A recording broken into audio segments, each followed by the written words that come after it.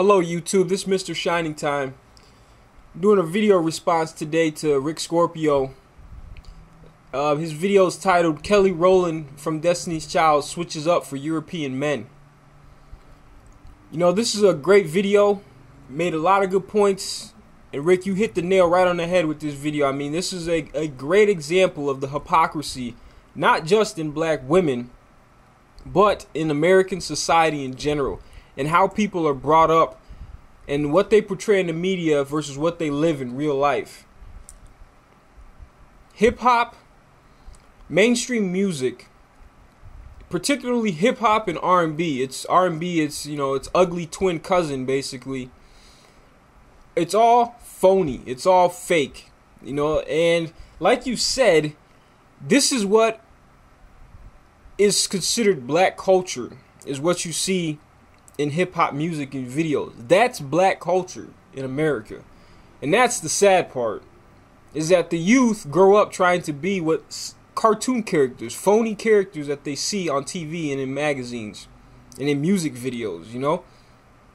That is the truly sad part, is that our culture as African Americans has devolved into thugs, coonery, you know, scantily clad women shaking their ass. That's African American culture now. And Kelly Rowland is she's not the first person to do what she's doing, and she certainly won't be the last. You know what I mean? And I find it so almost tragically sad, tragically comical that she will be over here in music videos saying how she wants a soldier. I need a soldier that ain't scared to stand up for me. Yeah, he gotta be street, if you know what I mean. Right? And just like Rick says, she goes overseas and now she wants a white dude who wears his pants around his waist. Right? Whatever happened to Ice Cube sitting on the car, right? With the hydraulics and shit. No. Whatever happened to T.I. and Lil Wayne? Lil Wayne says, if you don't see me on the block, I'm not trying to hide. I'll blend in with the hood. I'm camouflage. Whatever the fuck he says, right? Whatever happened to that?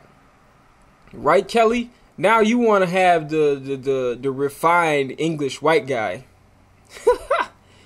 Oh, man. I mean, American hypocrisy runs so deep. If you look at American history in general, the hypocrisy is a major theme in America, in American history. And it continues to this day in the media. These artists, they spew all this garbage. They make money off of all this garbage, but none of them live it. You know, Snoop Dogg may have been a thug or a petty gangster back 20 years ago, but now he lives in the fucking suburbs somewhere. You know, out in California. He doesn't live in the ghetto. Same thing with fucking Fat Joe, Lil Wayne, all these guys. They live in big mansions out in gated, whitewashed neighborhoods. They don't live in the ghetto, but yet all their music videos, they glorify ghetto lifestyle. They tell you how much they're in the hood. They'll tell you how much drugs they sell. All the while their kids go to private schools. They're doing everything they can to get out of the ghetto.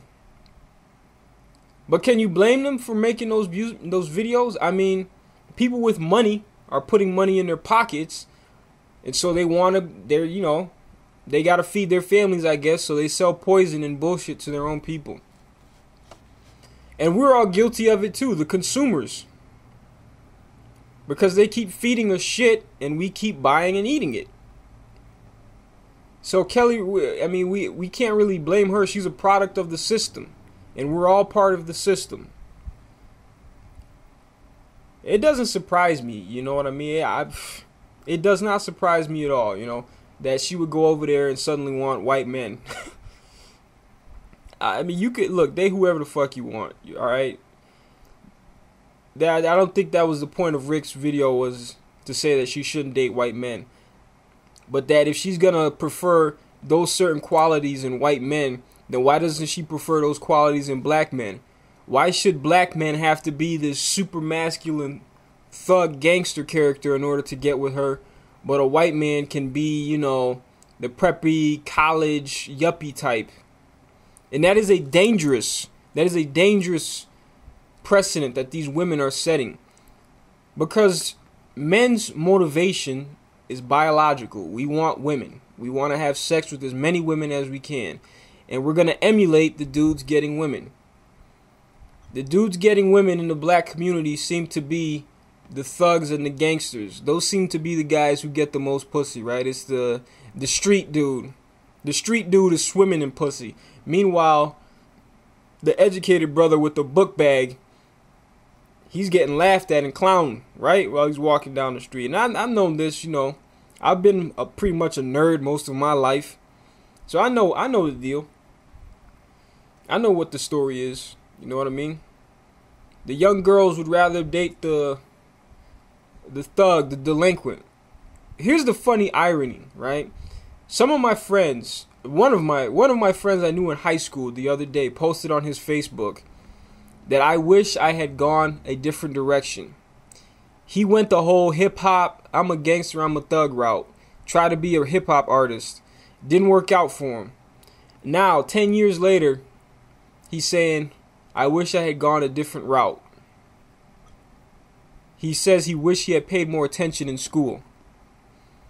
Funny that it's only after a decade or more do people begin to come to the realization that perhaps education is important. Perhaps education is a means by which our people can advance themselves and the community collectively. Maybe you should put down the microphone and pick up a math book.